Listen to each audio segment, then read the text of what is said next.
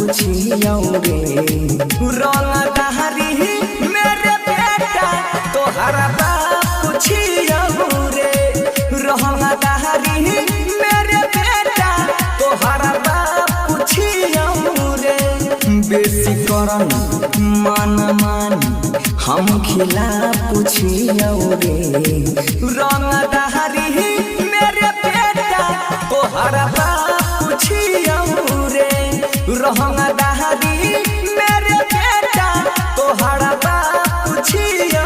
रे बोले